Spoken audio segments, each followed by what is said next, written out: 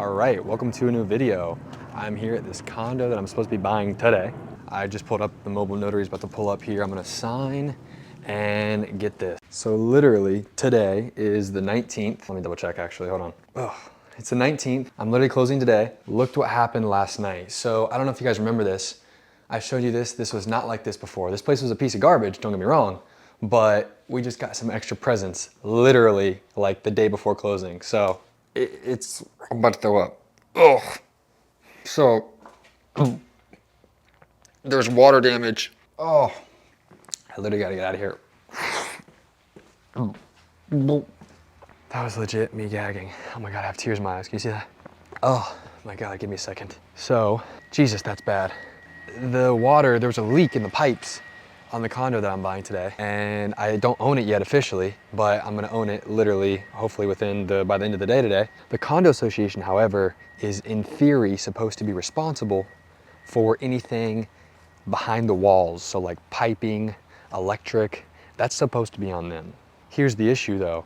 The tenants that were living in here prior, which I told you guys were terrible, and they pretty much lived here for free, they're squatters. They were so bad that they had been called before, and the condo association has already had to repair all the drywall because the tenants didn't take care of the place.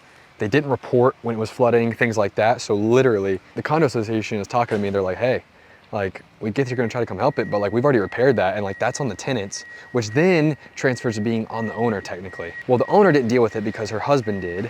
So long story short, all of this to say, I'm gonna have to try to talk to the association to get some sort of help. I don't wanna be responsible for all of that. I mean, that's a lot. That's a lot more than I expected, you know, redoing all the drywall, redoing like some of the piping. No way, no way. I can't go back in there right now. It smells that bad. So I'm going to wait for a bit. The mobile notary should be coming here. But yeah, this is hopefully gonna be a pretty good deal that we're buying. So condos in general right now are absolutely awful in Florida, just because of like the thing that happened in Miami a couple years ago where like that condo collapsed. So like there's assessments being done, condo association fees are jumping up tremendously, so condo values are like down the drain. So this is a little bit scary, I'm not gonna lie to you. I don't like to touch condos typically right now, but I got this one at such a good deal, at such a good price, that I think is worth it. So here is what a $30,000 rehab looks like completed. I'm doing the final walkthrough for the half duplex that I have here in Port Orange. All right, come on in, and everything is completed. So remember those floors that I'm not the biggest fan of? It came out okay. It's not my favorite, but here is what everything looked like. So kitchen is done. That pretty much was the same. We didn't have to do a whole lot there. All this drywall was replaced. The rooms, new fan, painted, put everything, new floors, new closet there. Keep coming back here, and we're gonna go to the master. So back in the master, we have the master bedroom, I guess if you wanna call it. New fan. All right, then we come through here, we have the other bathroom. All right, here, shower. And then here's what we added. So this was kind of just like a patio, but we turned it into a room. So we added this wall here, added that door, added that window, new ceiling fan, new closet there.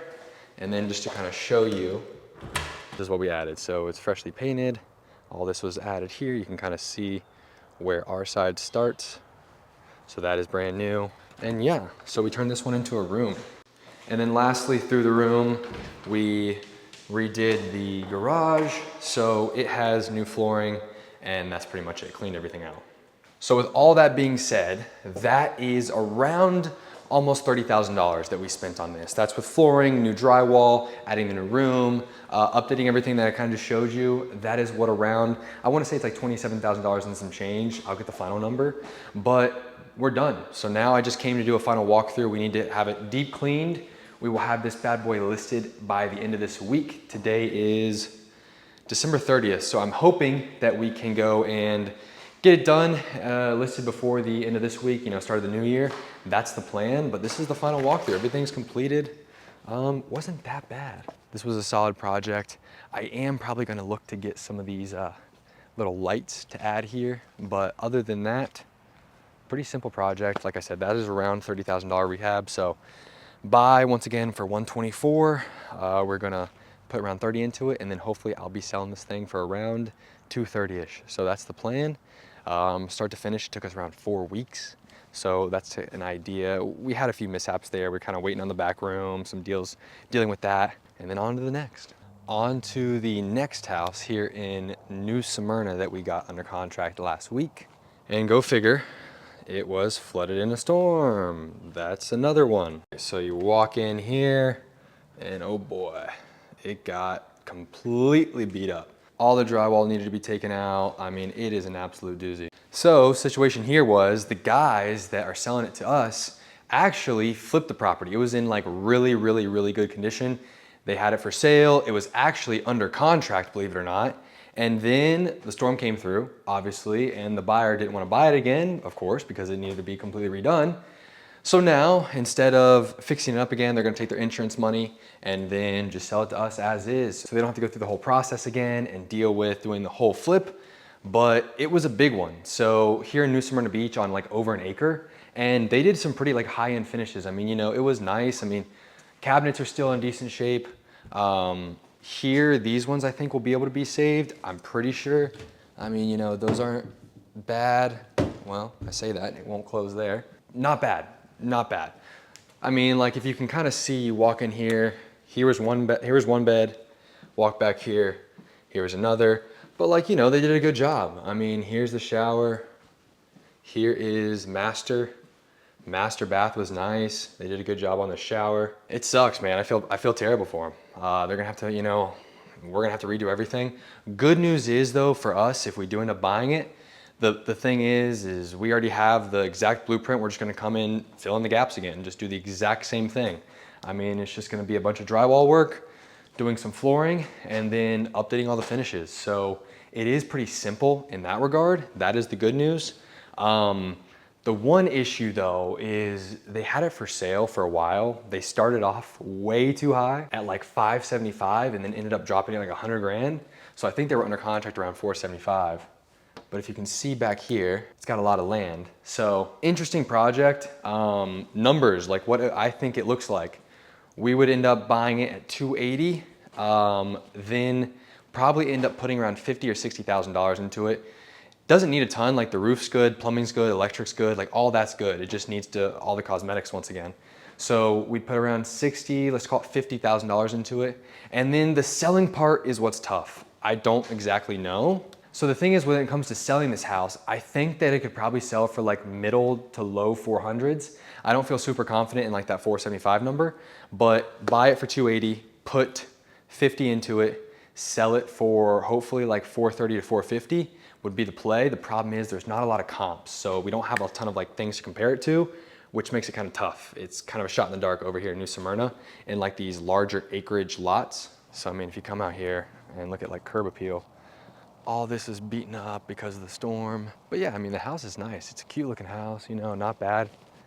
Quiet area. I mean, neighbors, you know, neighbors have a bunch of land. These neighbors have a bunch of land. Like they're all over an acre each.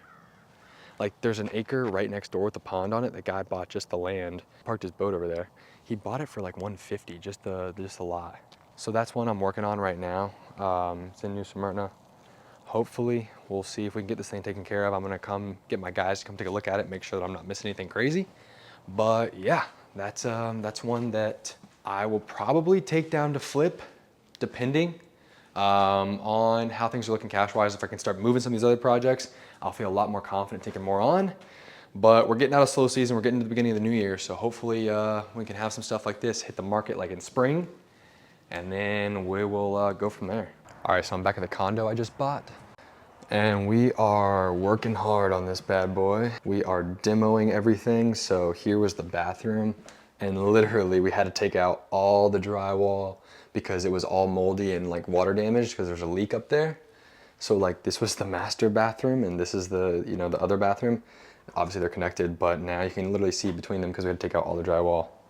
Come in here, we have ripped out all the cabinets, ripped out everything. Gonna probably open this up some here. Come through, there was this like little desk almost situation here that we kind of tore out so you can see through the bathroom, because see, that's where the leak was. And then lastly, you know, we have the master bedroom. which it's only a 2-2, but you get what I'm saying. This was awful, man. This was absolutely terrible. So this is where like that issue was, which we had the association take care of it, replaced it with some PVC. They took out the copper. That fixed the leak. So the biggest thing that I'm actually dealing with right now is the association is going to be responsible for everything that is behind the wall. So like all that plumbing, all of the water damage that's now been affected like on this side of the property, that's the HOA's responsibility. That's the community's responsibility. So I'm working with them to see like how much money they're going to give me back, because I'm gonna have to replace pretty much the whole unit's drywall because it's all water damaged. Anything that is affected by the leak from a plumbing issue is their responsibility. So like obviously that's what I'm referring to with the drywall.